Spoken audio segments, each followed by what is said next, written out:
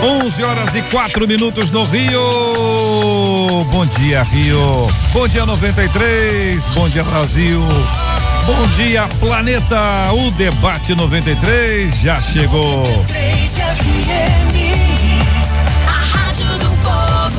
Como todos os dias, começando lendo a palavra do Senhor, chegamos aqui ao Evangelho de Mateus, capítulo 21, palavra de Deus pro coração de todos nós, minha gente.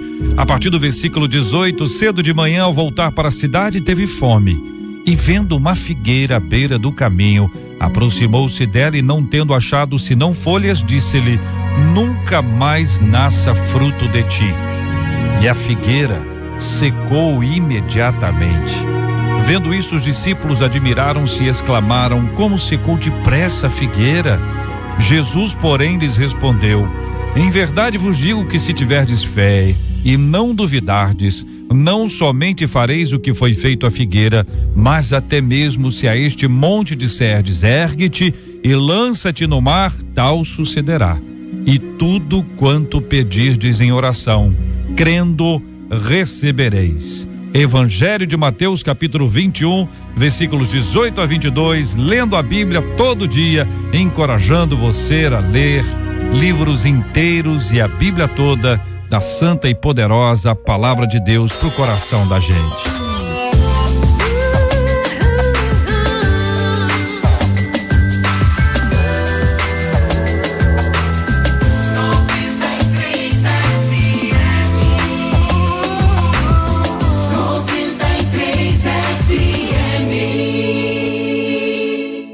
Essa é a 93 FM, minha gente. No programa de hoje, muito bom ter você aqui. Está entrando no ar. Debate 93.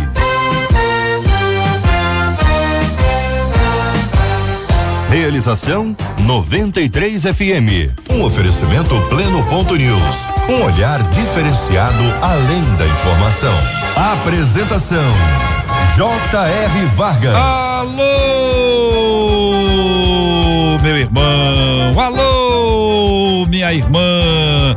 Aqui fala J.R. Vargas. Estamos de volta, começando aqui mais uma super edição do nosso debate 93 de hoje, nessa sexta-feira, dia 8 de fevereiro de 2019. Fale com o debate 93 2461-0093. E-mail debate@radio93.com.br. Facebook Rádio 93 FM. Site www.radio93.com.br. Fale com a 93 pelo WhatsApp 96803-8319. 96803-8319.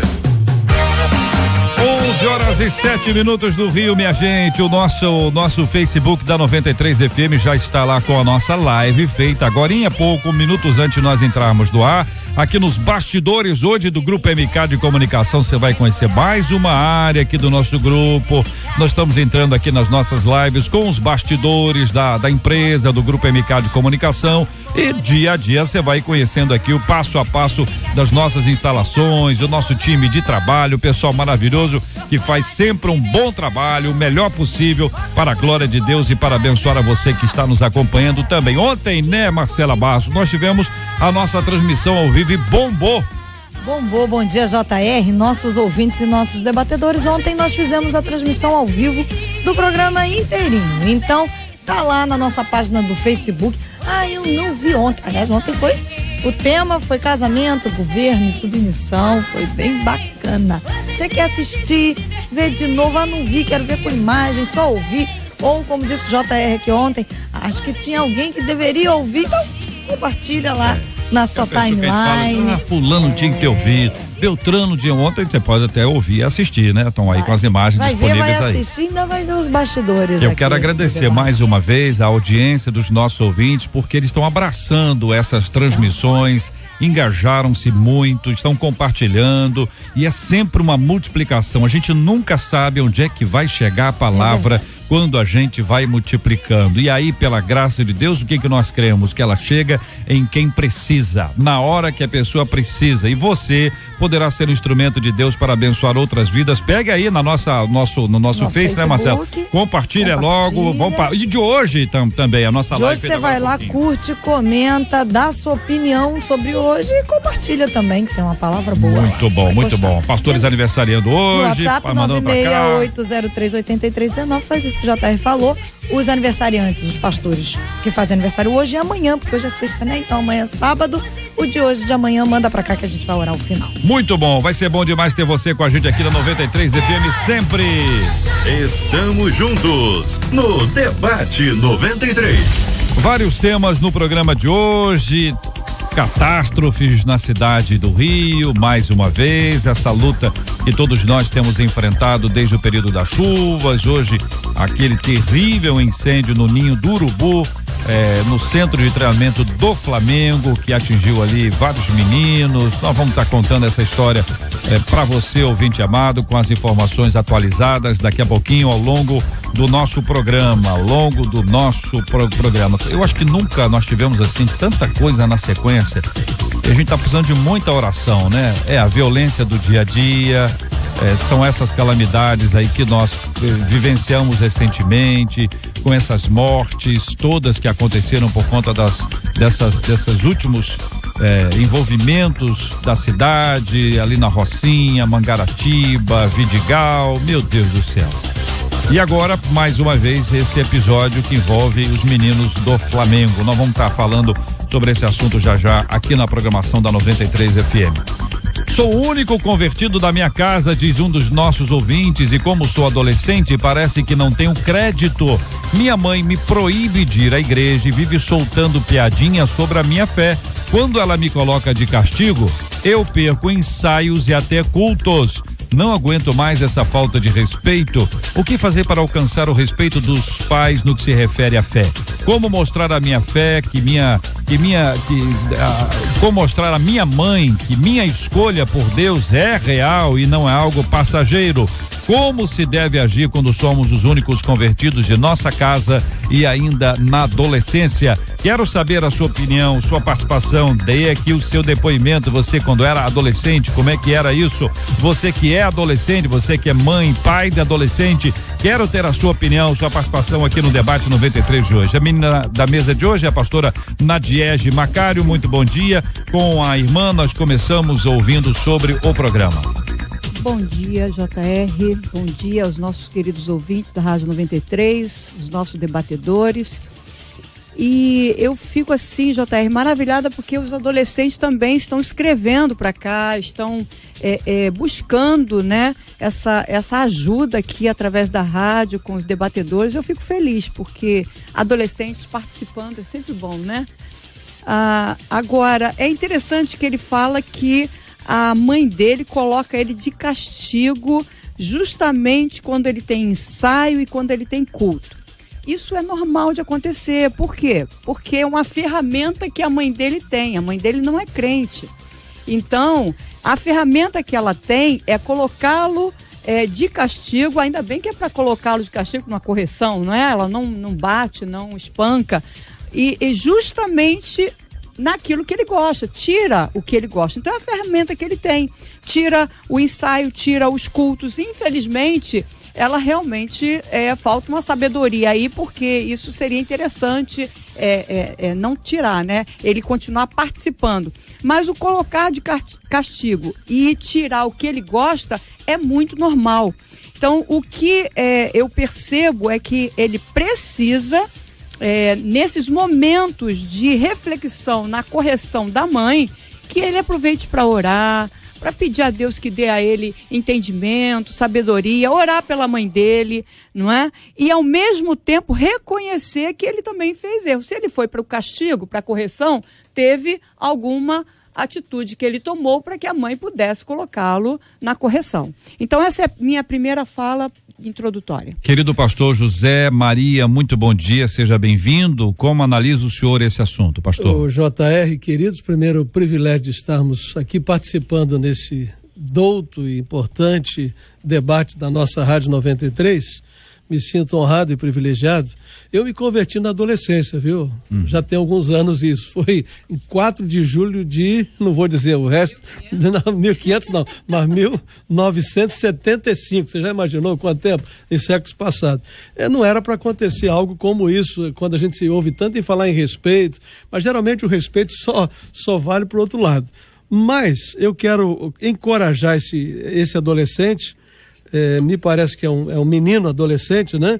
Eu quero encorajá-lo a dizer o seguinte: primeiro, que ele deve fazer o que é certo é obedecer, porque a melhor forma de pregar o evangelho, de convencer os nossos pais de que de fato nos convertemos, é obedecer os pais e seguir a orientação, porque o tempo, nesse caso, vai ser o Senhor da razão. E uma passagem para você que está acompanhando provavelmente a nossa conversa sobre sua indagação.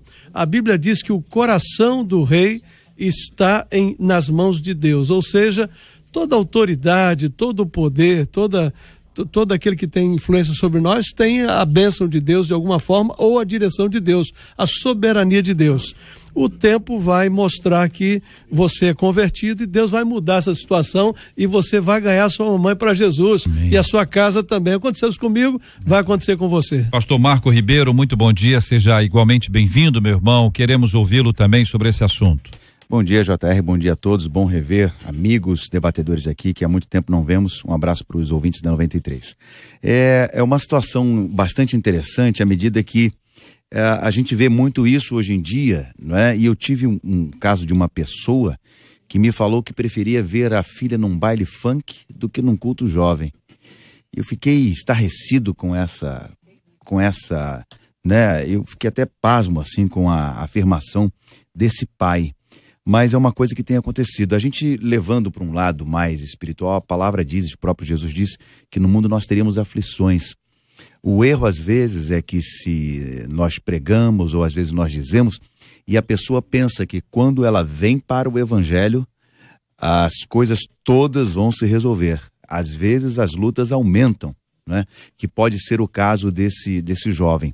É uma questão de persistência, é uma questão de oração, porque isso tem que ser vencido no mundo espiritual e, sobretudo, de testemunho, né? Como já foi dito aqui, sobretudo de testemunho, porque aí ele vai ganhar, porque parente próximo, pessoas mais próximas, nós ganhamos mais pelo testemunho do que pelas próprias palavras, né? A família dele verá a mudança na vida dele e as coisas acontecerão progressivamente. Enquanto isso não acontece, é preciso muita sabedoria da parte desse jovem, desse adolescente.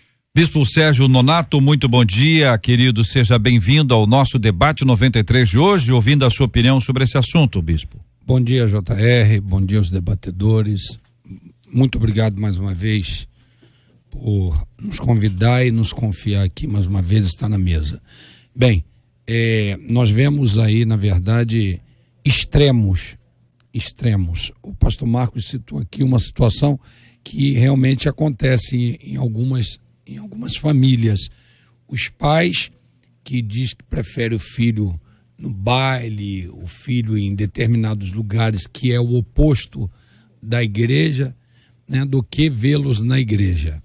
O outro grande extremo, e eu lido com muitos adolescentes, muitos jovens, outro grande extremo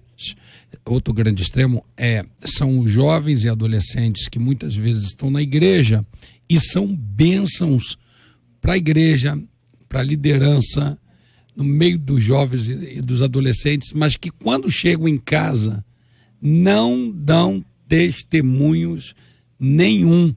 E aí querem bater de frente com os pais, não querem obedecer, e às vezes nós temos que receber os pais e ouvir isso na boca dos pais, e filhos às vezes tentando desmentir os pais no gabinete, né? Dizendo, não, isso não é verdade, eu faço. E a gente tem que tomar uma posição de líder na frente de um pai, que fica muito chato nós falarmos para um adolescente, o rapaz, fica quieto, vamos ouvir, vamos resolver de outra forma. E o pai aproveita daquilo para falar, o senhor está vendo? Ouviu o senhor, mas não quer me ouvir. Então, são dois extremos aí que a gente precisa caminhar com muito cuidado. Muito bem, com a gente no programa de hoje também o nosso irmão Harold de Oliveira. Muito bom dia, seja bem-vindo, irmão Harold. Como analisa esse assunto, a ouvinte, adolescente, único convertido de sua casa, e que percebe da parte da mãe um contínuo, segundo ele, desrespeito quanto à sua fé, querendo até, em algumas ocasiões, impedimento para que ele participe das atividades da igreja. Imaginando bem, um adolescente que toca algum instrumento ou que canta, em ensaio, para ele talvez seja um dos momentos mais importantes, né, de ir da igreja. E exatamente ali e também no culto, a mãe acaba exercendo algum tipo de proibição. Bom dia, JR, debatedores, queridos ouvintes. Esse hoje é o meu primeiro debate como senador da República. O último que eu estive aqui foi como deputado federal ainda. Então eu estou muito feliz, quero reafirmar que estou muito feliz, muito motivado e muito em paz com tudo que está acontecendo na minha vida, na minha carreira política. Esse assunto, JR, eu gostaria de fazer uma abordagem pessoal sobre ele. Eu me converti já aos quase 40 anos de idade, portanto já vão outros 40, não é isso? E na Escola Superior de Guerra. Então vocês imaginem um ambiente de uma turma de quase 200 profissionais de diversas áreas, vencedores, pessoas de alto nível nas suas respectivas funções, né?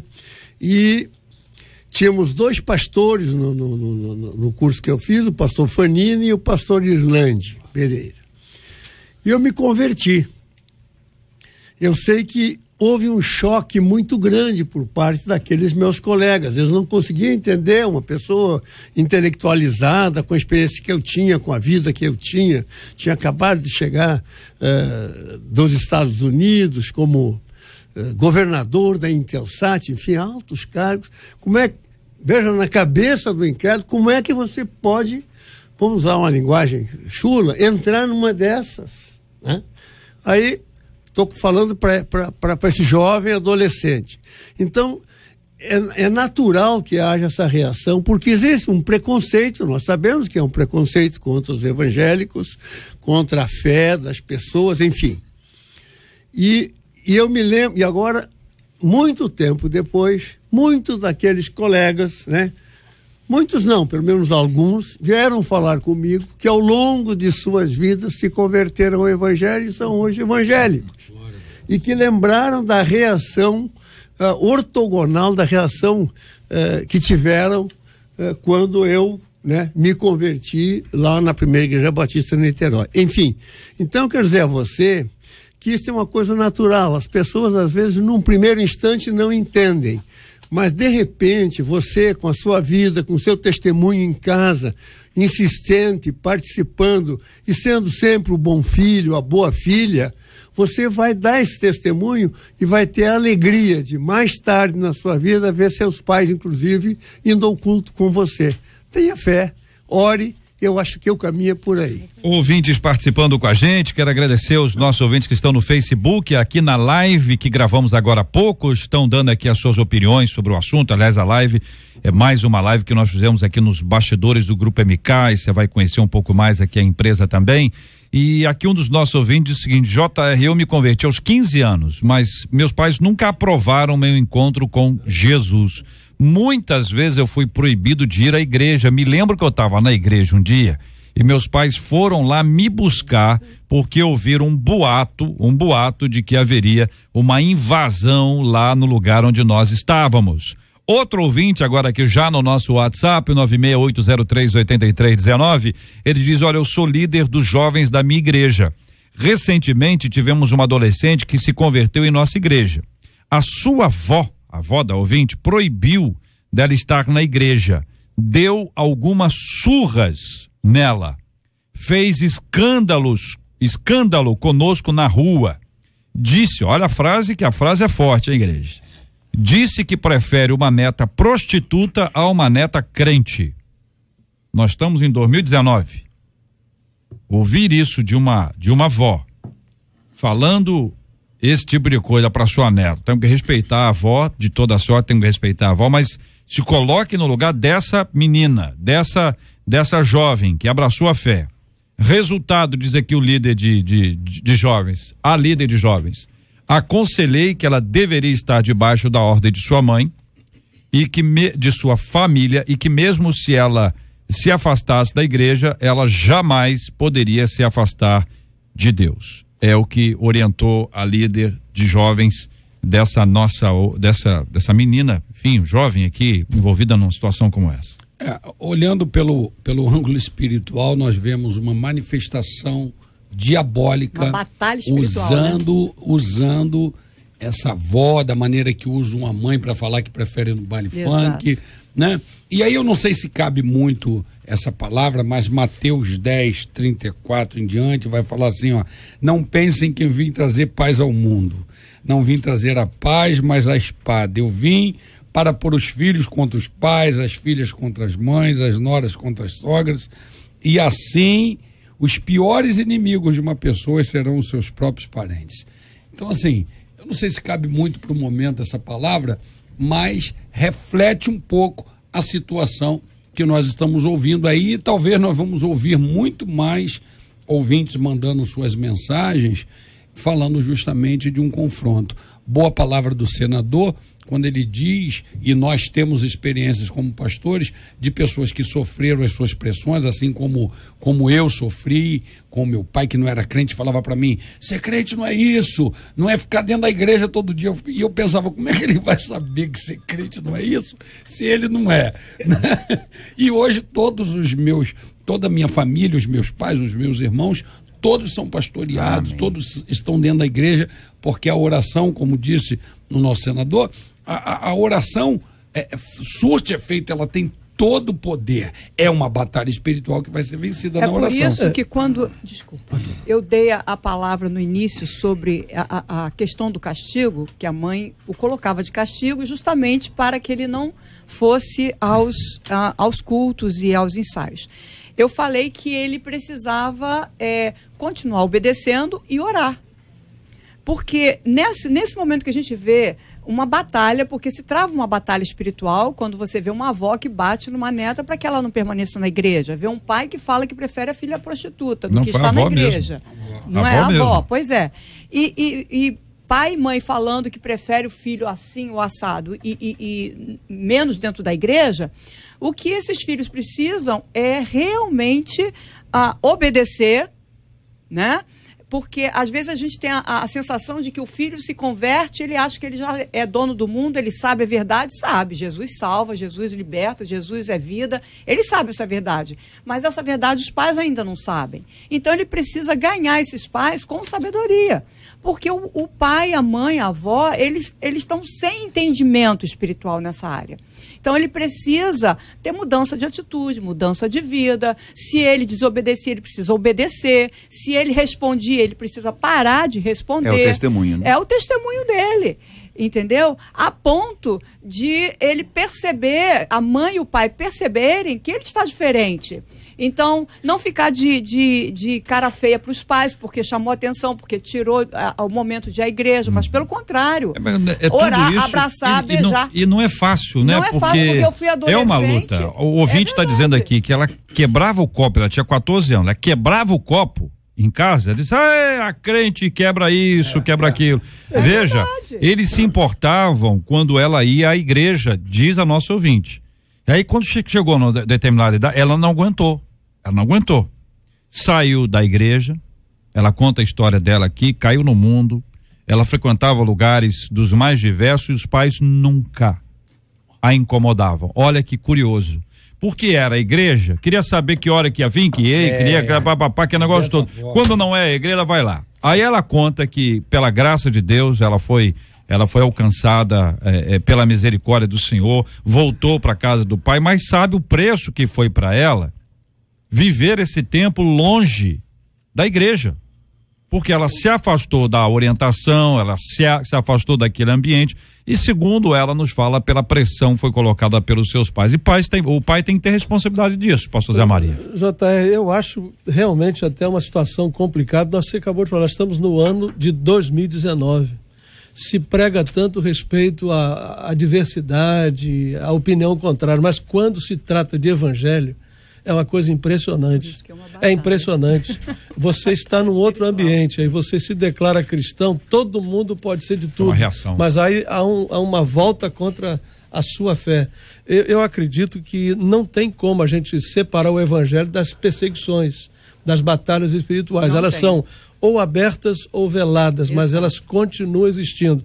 E eu quero enfatizar aqui a palavra convertido, porque nós temos tido hoje um evangelho muito de adesão, mas eu continuo acreditando na conversão. Amém. Conversão é isso que tem acontecido, ela provoca, querendo a gente ou não, um contraditório.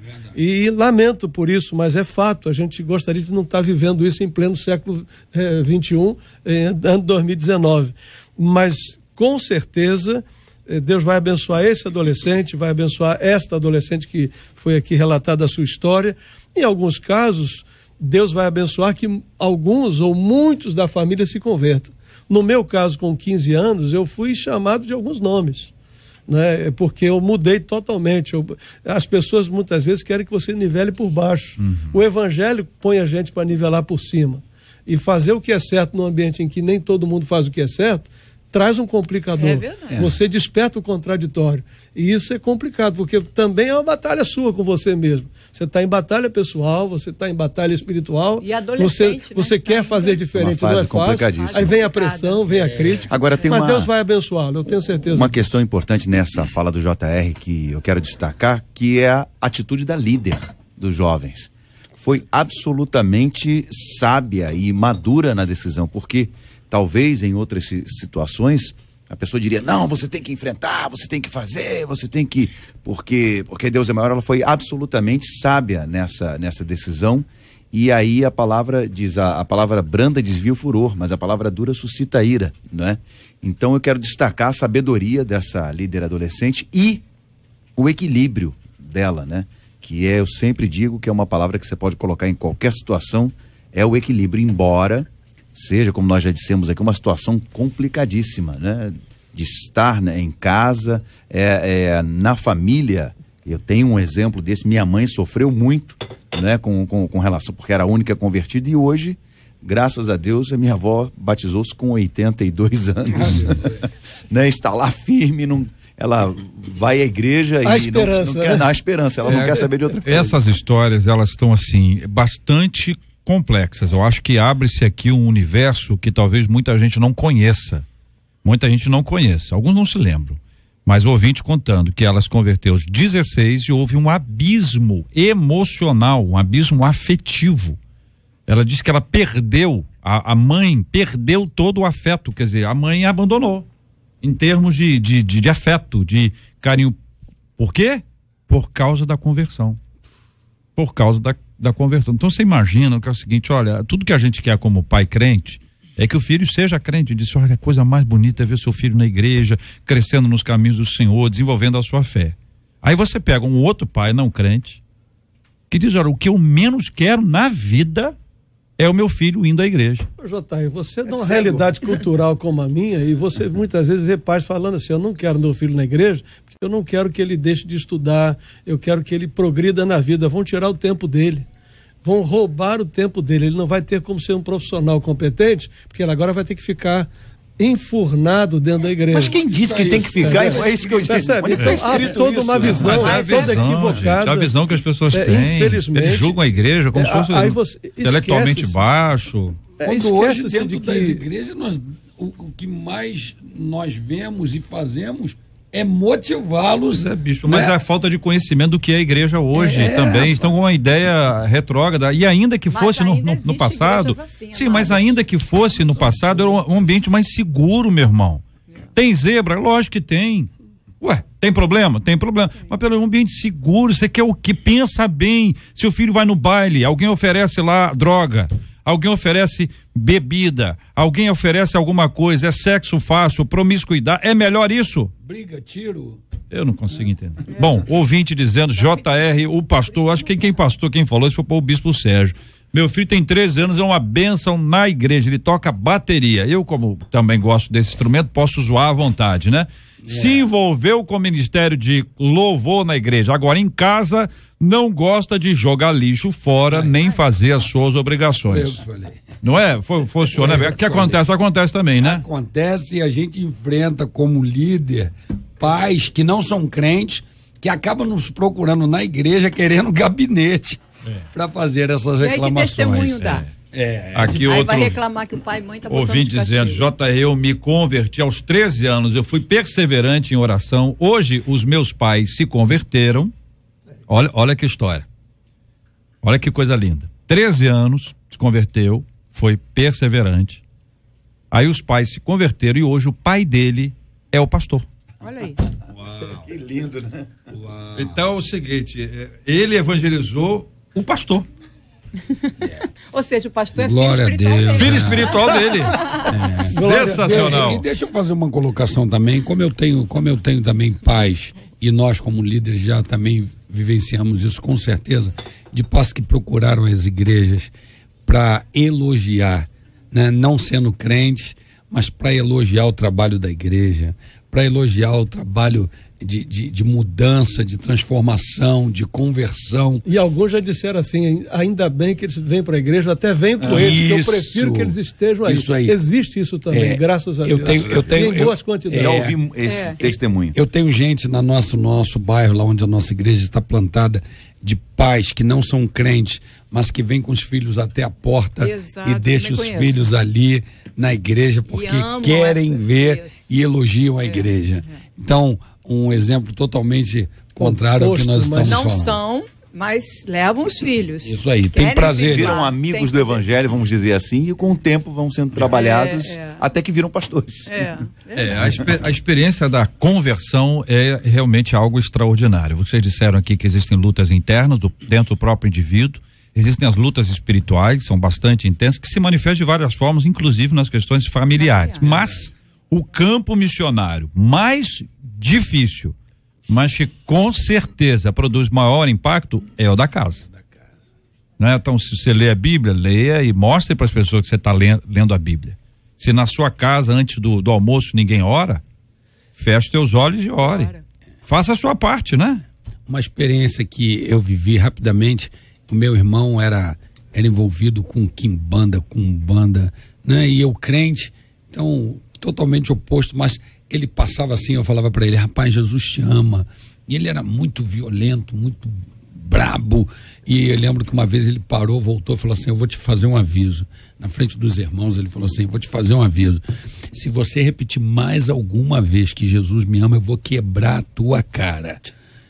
E eu assim, tomado de medo, mas naquele negócio do primeiro amor, né? Eu falei assim, no ímpeto, eu falei pra ele, rapaz, você pode quebrar minha cara, mas eu vou te falar uma coisa que é pura verdade.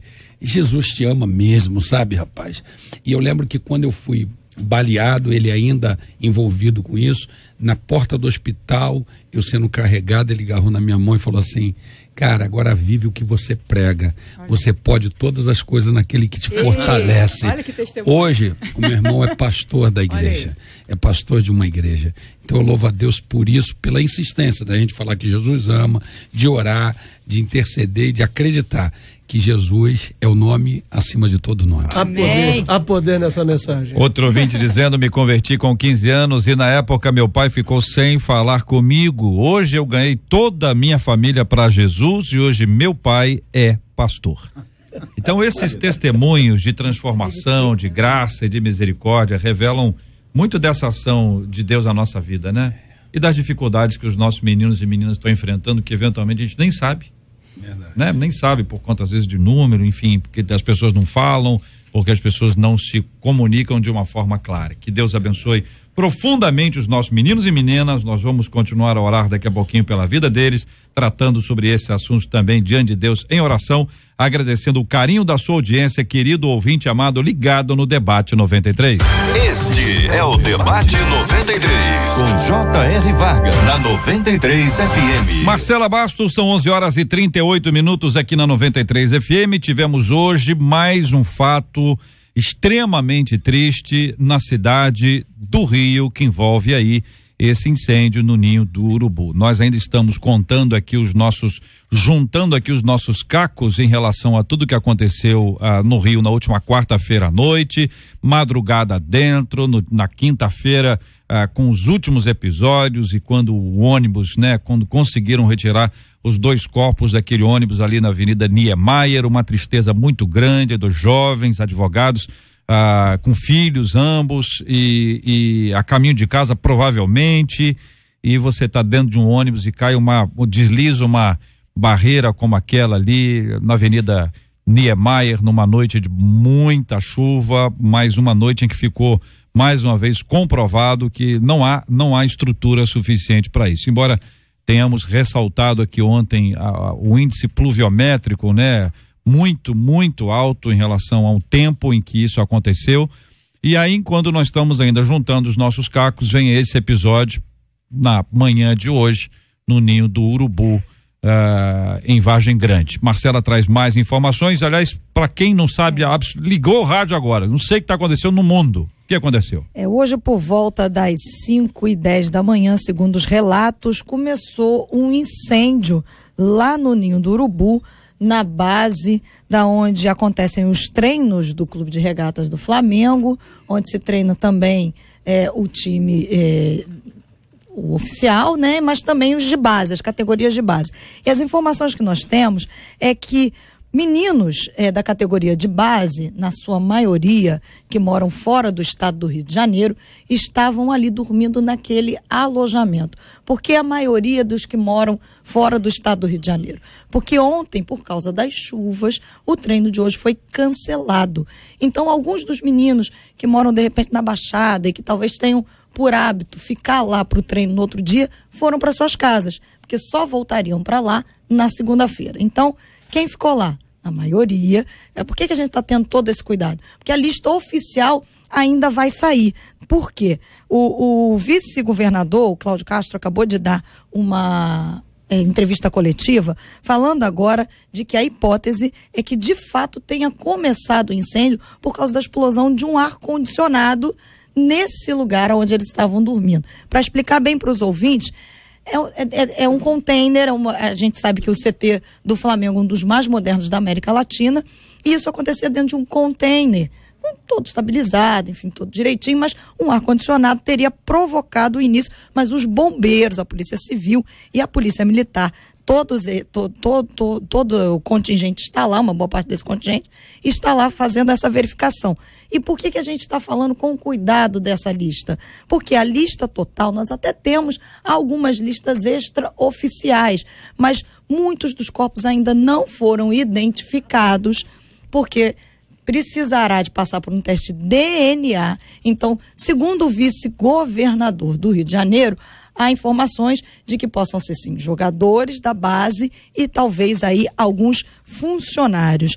Dentre os identificados, o que nós temos o nome de 3 meninos. O Arthur Vinícius de Barros Silva, que faria 15 anos amanhã, o Christian Ismério e o Pablo Henrique da Silva Matos, de 14 anos. Bom lembrar que esses meninos, eles são chamados de geração 2004, é assim que o clube os denomina, porque, pelo ano que nasceram, então, na sua maioria tem 14, completando 15, fariam 15 até o final desse ano. E os nomes que a gente também já tem confirmado são os dos feridos. O Cauã Emanuel Gomes Nunes, de 14 anos, o apelido dele é Fortaleza, ele é atacante reserva. O Francisco Diogo Bento Alves, de 15 anos, que é o goleiro titular dessa categoria de base, inclusive, segundo informações de funcionários do Flamengo, é um menino com uma grande projeção no clube e que teria aí, enfim, projeções de ser convocado pela seleção aí do Sub-15 neste ano, foi convocado. Esses 2 foram transferidos aí para hospitais particulares, e a gente tem o Jonathan Cruz Ventura, de 15 anos, que é o zagueiro reserva, faz 15 anos esse ano, é o que está em estado mais grave. Então, foi decretado luto oficial aí pelo governo do estado, pela prefeitura do Rio também, mais 3 dias de luto oficial, que se junta aí ao luto das vítimas da chuva de ontem, JR. A Isabel Paz e o Mauro Paz, que são mãe e filho, que faleceram lá em Barra de Guaratiba. a Adriana Santos, que faleceu na Rocinha, a Marisa, que não teve sobrenome divulgado, que faleceu no Vidigal, e a Tamires Alves e o Mário de Lucena, ali na Avenida Niemeyer.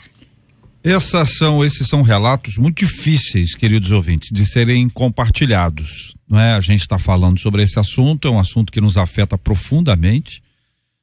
O país viveu e ainda vive sob o impacto de Brumadinho, é uma questão gravíssima que está aqui na nossa cabeça, está nas nossas orações todos os dias aqui, desde que o episódio aconteceu. E depois estamos vivendo esse novo impacto aqui no Rio e hoje especificamente esse novo impacto envolvendo adolescentes. Quero ouvir os nossos queridos debatedores, inicialmente ouvindo o nosso querido irmão Harold, senador da República, participando aqui do nosso debate 93 de hoje. É muito triste, é lamentável realmente esses fatos que ocorreram desde Brumadinho, nesses últimas semanas.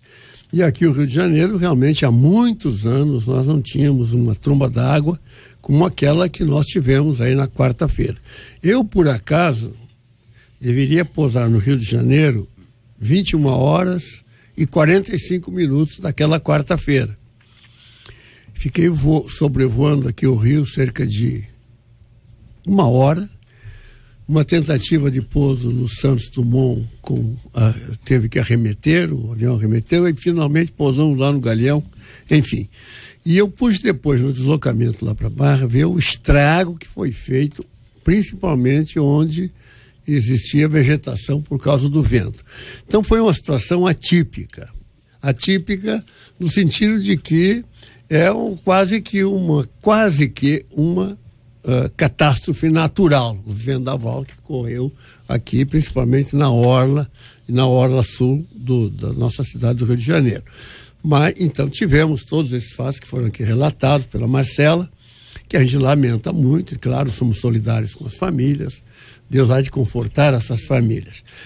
Agora, quanto ao episódio do CT, aí eu já temos que aguardar as informações das condições reais desse alojamento, né?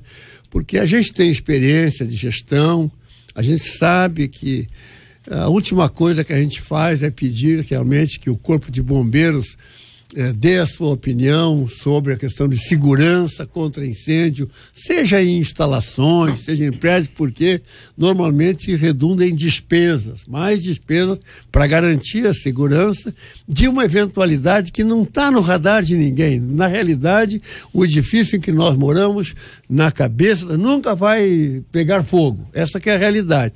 É uma realidade que nós não conseguimos perceber. Por isso, deixamos para depois. Então, eu acho que a questão lá do Flamengo, quando fala em container, sempre container é uma instalação provisória. Container é uma instalação provisória. Agora, pode ser que esses containers sejam instalações definitivas, com todo. Então, temos que aguardar agora as investigações. Enquanto isso, lamentamos muito quantos sonhos foram interrompidos justamente numa área em que os meninos sonham. Quantos ali sonhavam entrar em campo pela seleção brasileira um dia, enfim, essas coisas todas. Isso nos deixa assim, muito chocado. Mas a vontade de Deus é soberana e se faz nesses momentos. Muitos ali eu também já estive ouvindo e lendo, que estavam para ficar, para dormir lá essa noite, mas mãe chamou, pai chamou, acabaram indo para casa. Iam ficar. Além do fato de que hoje não haveria treino. Então vejam, tem uma série de circunstâncias aí que vão alimentar a cabeça das pessoas, né, em torno das interpretações dos mistérios que sempre estão por trás quando a vontade de Deus se manifesta. Eu estive ali na última convocação da seleção, levando um menino que é lá da igreja, o Caio Dantas, e ali conheci alguns meninos, até estava mostrando aqui a foto do Christian, né, o goleiro, que é um dos que está na lista dos que faleceram. Então, assim, os meninos alegres, os meninos ferido, né? Ferido. Não, que a notícia que chegou para mim é outra aqui, né? É o extra, né? Mas assim, as pessoas muito alegres, os meninos cheios de vidas. Então, o que cabe é isso? Então, o que cabe a nós agora realmente é clamar a Deus pelo consolo, pelo conforto, né, dos familiares, porque realmente não existe palavras aqui no momento para realmente tentar consolar ou confortar. É triste demais, né? E nós estamos de luto. A minha palavra também volta ali à quarta-feira, né? Isso foi anteontem, né? A nossa igreja, a primeira igreja batista da Barra da Tijuca, ela fica ali bem perto onde a 16ª delegacia, tem a 16ª, depois tem um canal e logo em seguida a igreja. E a gente saiu da igreja às 6 horas da tarde. E a gente, naquele dia, não tínhamos atividade, só no dia seguinte, seria quinta. E tivemos na terça-feira até quase 10 horas da noite. Ainda bem que foi na terça, do ponto de vista nosso, porque nós não teríamos como prever qual seria a tragédia no dia seguinte. E ali em volta da gente, realmente, a delegacia, vocês viram pelas cenas, né? Os carros sendo levados, taxistas, do própria propriedade da igreja. Eu consigo fotografar um carro que ainda está dentro do canal, que foi levado pelas águas. Eu concordo que foi uma tragédia natural, porque foi algo que nem mesmo os meteorologistas conseguiram com alguma antecedência, porque por volta de 19h30 que chegaram à conclusão de que poderia acontecer algo mais grave. Ou seja, por volta das 8 da noite é que as chuvas se tornaram tremendamente intensas. Nós tivemos relatos de pessoas que as varandas dos seus apartamentos na Barra da Tijuca tiveram aquelas cercadas de vidro quebrados. Tem membros da nossa igreja que tiveram os prédios em altos andares, tiveram que tirar água com rodo e coisa assim. Foi um mini furacão. Foi algo dessa natureza. Disseram, foi um mini furacão. Eu louvo a Deus que lá na igreja, graças a Deus, mesmo estando naquele miolo ali, o vento muito forte, porque ali circula o vento, nós não tivemos nenhum transtorno mais grave em relação a tudo que aconteceu. Mas temos um prédio de frente e temos pastor que mora ali no prédio de frente, alguns membros da igreja, eles não conseguiam dar conta de tirar a água de dentro de casa que passavam pelas frestas das janelas e das portas, para vocês terem uma ideia. Só levantar então, uma coisa interessante que eu vi ontem, o jornalista, né, escritor Lima Barreto, em 1915, escreveu um artigo sobre uma enchente, e se você tirar o nome do prefeito, das autoridades, enfim, é exatamente o que aconteceu na quarta-feira. Quer dizer, o que acontecia em 1915 continua acontecendo nesse período de janeiro, das chuvas de verão, até o dia de hoje, na nossa cidade. Eu vinha para cá e ainda nós passamos ali pela estrada da Barra, né, pelo Itangá ali, ainda tem muitos estragos. A nossa cidade ainda está muito suja, muitas árvores quebradas, muita coisa para fazer. E quanto à realidade lá do CT, eu não conheço lá, eu conheço por fora. Mas sei que algumas igrejas evangélicas, como foi dito aqui pelo pastor, né, têm prestado assistência espiritual, que eu acho que é o nosso papel nesse momento, de cuidar das famílias, dos meninos sobreviventes, dos familiares, e vamos esperar aí as outras questões relacionadas à segurança, e eu não posso opinar sobre essa questão. Tem uma cena que acontece lá em Brumadinho, quando a represa ela é destruída, ela rompe. E aí tem uma cena que é muito curiosa de ver. As pessoas que estão em cima exatamente, elas correm para estarem juntas. Elas correm uma para o lado da outra. Isso é um símbolo do que acontece no momento de crise. As pessoas se aproximam. Diferenças desaparecem.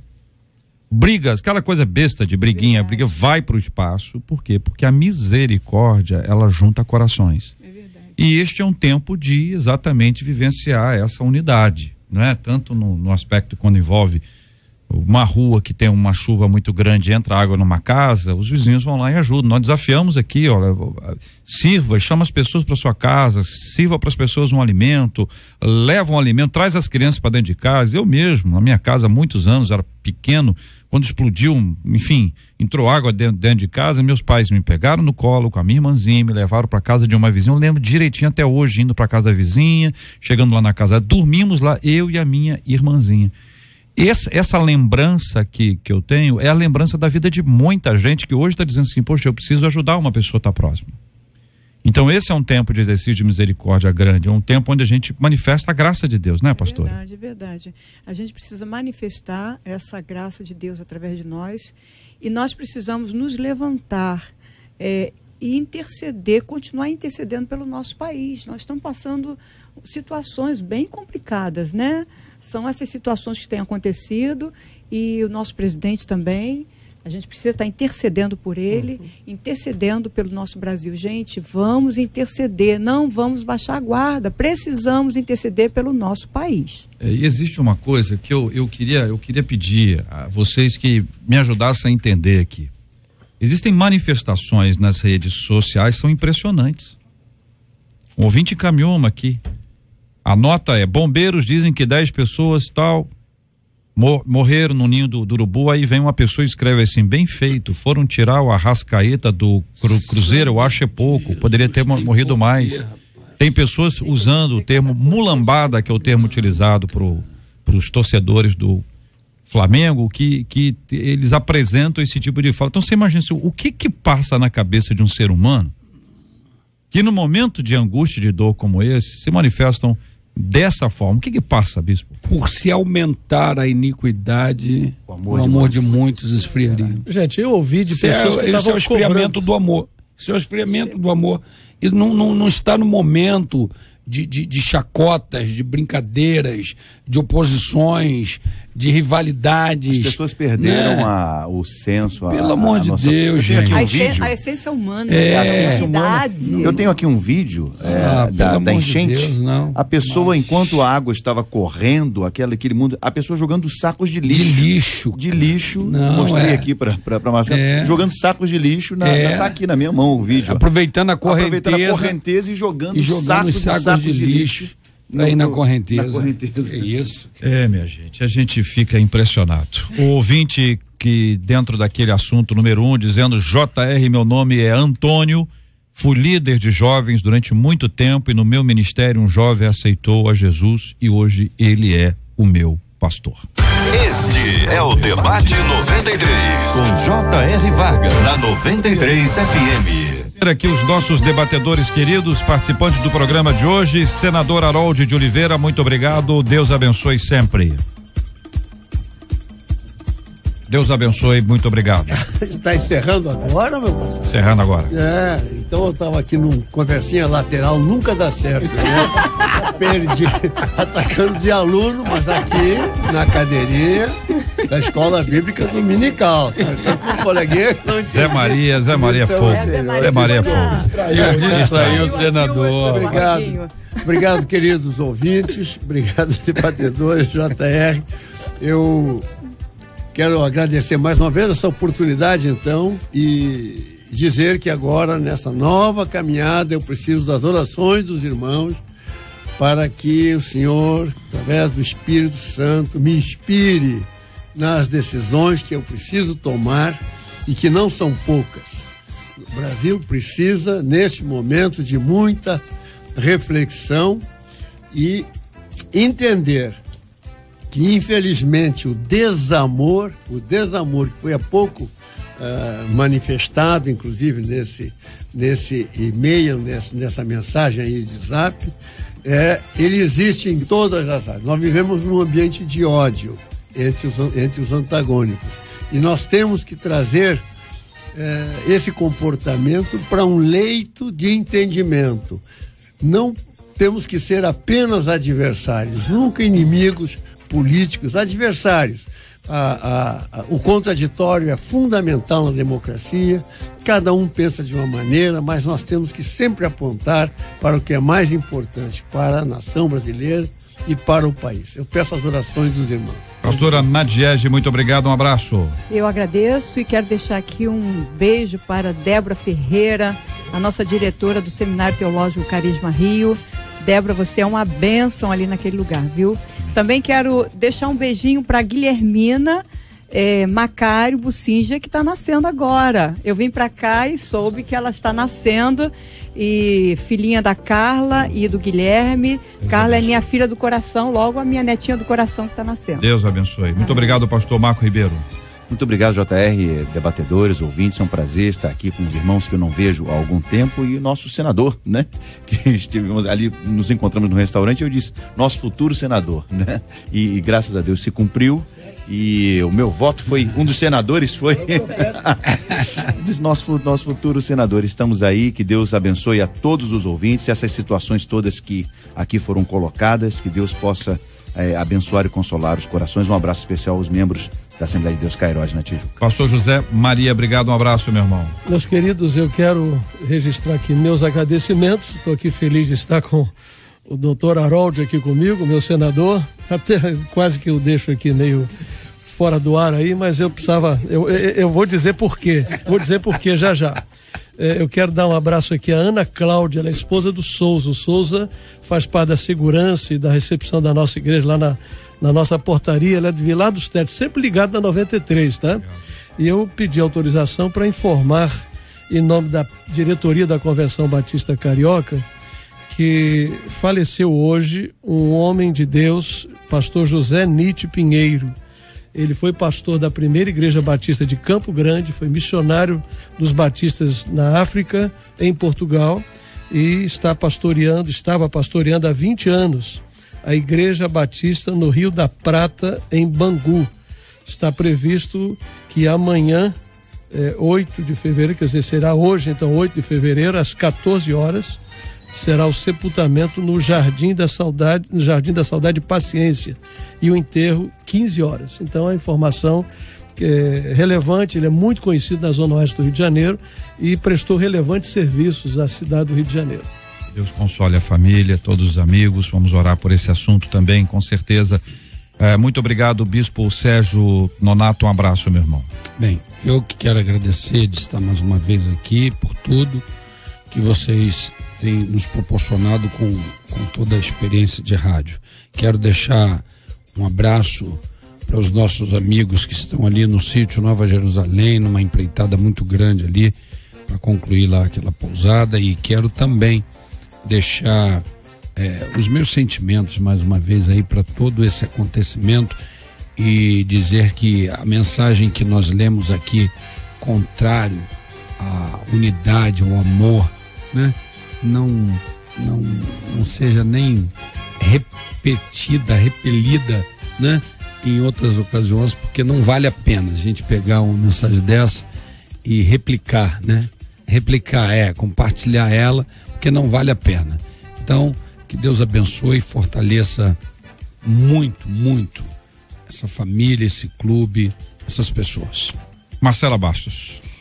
JR, nós clamamos aqui por consolo, mas a gente também clama por graça, né? Na vida dos nossos ouvintes, como a gente está clamando por graça e agradecendo a Deus pela vida hoje aí do pastor Samuel Viano, da Assembleia de Deus de Firenze, está fazendo aniversário, pastor Raulino Rodrigues, da Assembleia de Deus em Lins, de Vasconcelos, pastor Evaristo Pereira da Silva, da Igreja Pentecostal O Senhor é a Paz, pastor Marcelo Augusto, da Igreja Batista Getsemane, pastor Maurício de Souza, da Assembleia de Deus, Ministério Despertando Vidas, pastor Elaine Taravella, da Assembleia de Deus Missão e Vida, pastor Alexandro Prudêncio, da Assembleia de Deus Ministério Cristo Reina e Vive, da missionária Cláudia Souza, que é a esposa do pastor Claudinei Souza, da Assembleia de Deus Ministério Vivendo para Cristo. E amanhã, pastor Vitor Gonçalves Nascimento, da Primeira Igreja Batista em Ramos, pastor Cosme dos Santos, da Assembleia de Deus Missionária, lá em Comendador Soares, e também a Fernanda Nascimento Braga, que é a esposa do pastor Marcos Braga,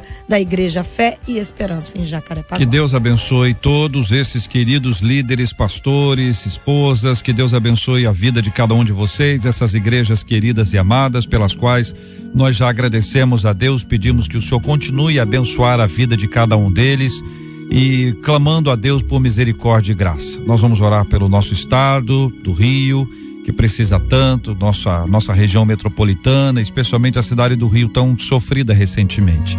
Vamos orar por esses familiares envolvidos nessa perda tão complexa, tão difícil, sofrida, que envolveu aí os meninos lá no ninho do urubu do Flamengo.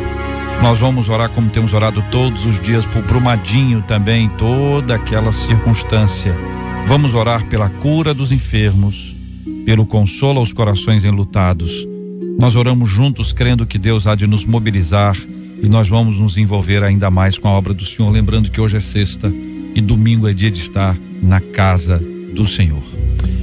Pai, nós estamos em tua presença e apesar de todas essas situações terríveis que nós temos ouvido, vivenciado, nós queremos louvar o teu nome.